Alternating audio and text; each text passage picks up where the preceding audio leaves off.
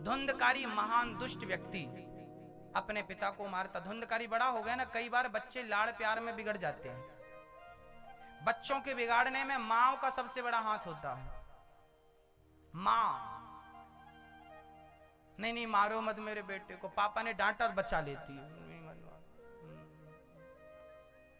वही लाड़ प्यार बाद में रुलाता है आपको। हमारे शास्त्र किस प्रकार से परवरिश करने की का सिद्धांत दे रहे हैं वो जरा सुनिएगा। पालयेत पंचवर्षाणि, हमारे शास्त्र कहते हैं कि 5 वर्ष तक बच्चे से खूब लाड़ करो, प्यार करो, खूब खिलाओ, गोद उठाओ, झूला झूलाओ। 5 वर्ष से ज्यादा हो जाए बच्चा तो उसको थोड़ा आंख दिखाओ, फुसकारते रहो, डसना मत, मारना मत, मतलब फुसकारना, आंख दिखाना बच्चे को, आंख दिखाते से डरे। जब बच्चा बड़ा हो जाए, जब पिता का जूता बच्चे के पांव में बराबर फिट बैठने लगे, तब पिता को बच्चे के कंधे पे हाथ रख के चलना चाहिए, दोस्त बनाना चाहिए, ताकि बेटा कभी भी कोई निर्णय ले, जीवन में डिसीजन ले, तो वो अपने पिता से हर बात शेयर कर सके। बच्चों का साथ भी सही जगह पे देना चाहिए। यदि आपका बेटा गलत है तो आप भले माँ बाप हैं, उसका साथ मत दीजिए। यदि आज आपने गलत में उसका साथ दिया तो आज एक गलती किया, आपने उसे सह दिया तो कल दूसरी और तीसरी और चौथी करेगा। इसलिए बच्चों की एक गलती पर उनके कान पकड़ के जरूर खींचे जाने चाहिए। ऐसा हम नहीं कह रहे हैं, शास्त्र कह रहे हैं। बच्चों से ज्यादा प्यार नहीं करना चाहिए, प्यार अंदर होना चाहिए। आजकल तो मम्मी इतना प्यार करती हैं कि बच्चे को जब स्कूल वाली गाड़ी लेने आती है ना तो ऐसे टाटा करती है जैसे विदेश जा रहा हो इनका बेटा, स्कूल नहीं जा रहा, टाटा टाटा। इतना भी नहीं भाई, हम लोग भी पढ़ते थे, पढ़ के आते थे तो घर में कोई नहीं होता था तो निकाल के खाते थे।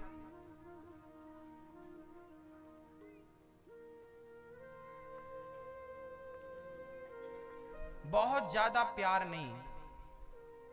अर्जुन ने एक सपना देखा कि एक गाय अपने बछड़े को चाट रही है। जब बछड़ा पैदा होता ना गाय का तो बछड़ा को चाटती है। एक गाय ने बछड़े को इतना चाटा कि उसकी चमड़ी निकलने लगी, पूरे शरीर से रक्त बहने लगा, खून निकलने लगा। फिर भी गाय चाटती जा रही है, चाटती जा रही है, चाटती। अर्जुन ने कहा प्रभु मैंने ये सपना देखा, इसका क्या अर्थ है? तब भगवान श्री कृष्ण ने कहा था, ये महाभारत की चर्चा है, तब भगवान श्री कृष्ण ने कहा था अर्जुन ये कलयुग में घटने वाली रोजमर्रा की घटनाएं हैं, कलयुग में ऐसा आए दिन देखने को मिलेगा। बोले इसका क्या अर्थ है? तब कहा भगवान जी ने कि जैसे गाय ने अपने बच्चे को इतना चाटा कि उसके शरीर से रक्त गिरने लगा, ऐसे ही कलयुग में माँ बाप अपने बच्चे से इतना प्यार करेंगे, इतना प्यार करेंगे कि उनका वही प्यार बच्चों की जिंदगी बिगाड़ देगा, बर्बाद कर देगा। आपका जरूरत से ज्यादा किया गया लाड़ प्यार बच्चों को बिगाड़ देता। कभी बच्चों के पैंट की जेब चेक किया करो।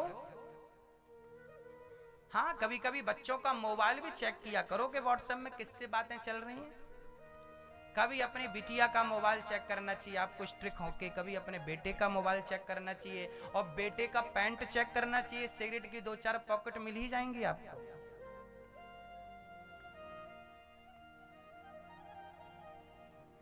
हाँ, आंख बंद करके विश्वास मत करो, थोड़ा स्ट्रिक रहो, देखो, नहीं तो हाथ से निकल जाएंगे। रो महाराज बेटा, क्या बेटा रो?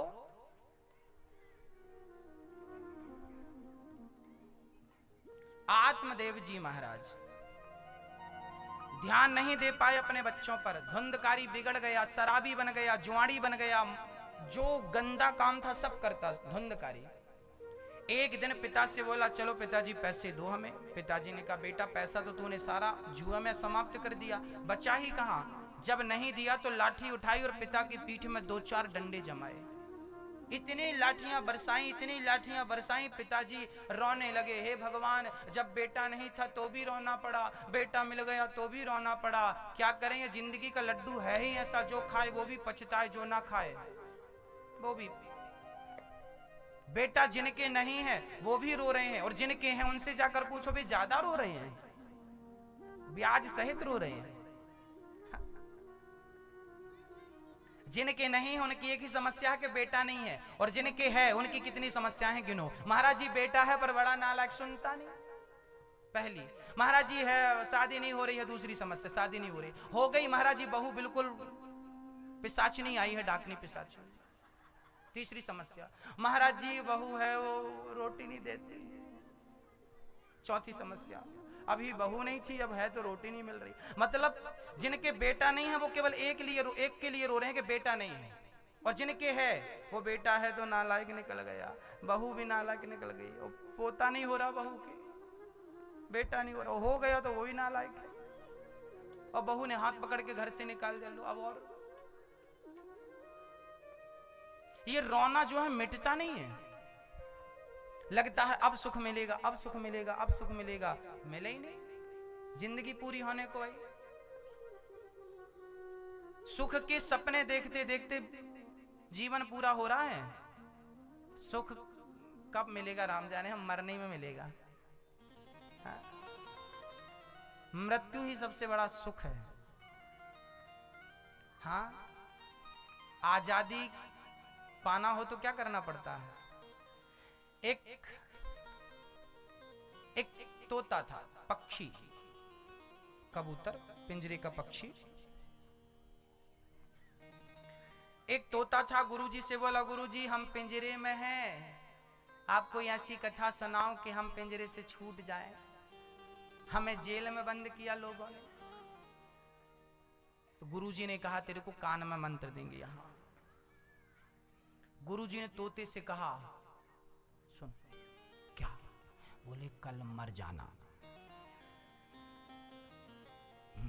दोनों पांव ऊपर कर लेना। ठीक है गुरुजी। गुरुजी ने मंत्र दिया। आज रात में जब सुबह घर के लोग जागे तो तोता उल्टा पड़ा था, पांव पर और सिर लटका। घर वालों ने सोचा तोता मर गया, और मर गया तो पिंजरा खोला, हाथ में लिया, तोता सीधा होकर उड़ गया। तुरंत गुरुजी के चरणों में गया, गुरुजी आपने मोक्ष का सही मंत्र बताया, मर जाओगे तो अमर पद को पा जाओगे। मरने का क्या अर्थ है, अपने घर परिवार के लिए जी रहे हो ना, तब तक शांति नहीं है जब तक जी रहे हो। सबके लिए मर जाओगे, केवल कृष्ण के लिए जियोगे तो आनंद मिलेगा। मर जाओ सबके लिए। हम तो कहते हैं 50 साल के होते ही आप लोग मर जाया करो। क्षमा करना, कौन सा मरना, असली वाला नहीं, तू मरने की फोटोकॉपी। 50 साल के बाद मर जाना, किसके लिए, अपनी पत्नी के लिए, अपने पति के लिए, अपने बच्चों के लिए, अपने परिवार के लिए, अपनी दौलत के लिए। जिंदा रहना तो केवल कृष्ण कन्हैया के लिए। अब तो कन्हैया तेरा हूं, सारी जिम्मेदारियां निभा दी, सबके लिए जी कर देख लिया, अब तेरे लिए जी के देखना बाकी रहा है। बस तेरे लिए जिंदा हूं, बस मर जाओ। देखो पक्षी का बंधन छूट गया कि नहीं मरने से, आपका भी बंधन छूटेगा मरने से, मर जाओ।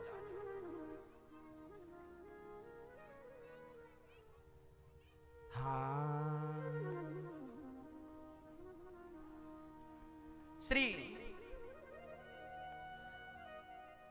धुंधकारी ने पिता की खूब मार लगाई। साहब आप होते तो आपकी भी आंखों में आंसू आता। इतना मार लगाई, धुंध नस नस ढीली पड़ गई। आत्मदेव जी रो रहे हैं, बेटे ने मार। तब गौकर्ण जी आए और गौकर्ण जी ने पिता को बिठाया और पिता को क्या समझाया, जो एक पुत्र अपने पिता को समझाता है, आज वही बात ये बेटा, ये समझना कि मैं आपका बेटा और आप मेरी माँ और आप मेरे पिता। आज ये बेटा आप माता पिता को समझाएगा, वही बात समझाएगा जो गौकर्ण ने अपने पिता को समझाया। हर जगह पिता उपदेश नहीं करता, कभी कभी पिता को पुत्र उपदेश करता।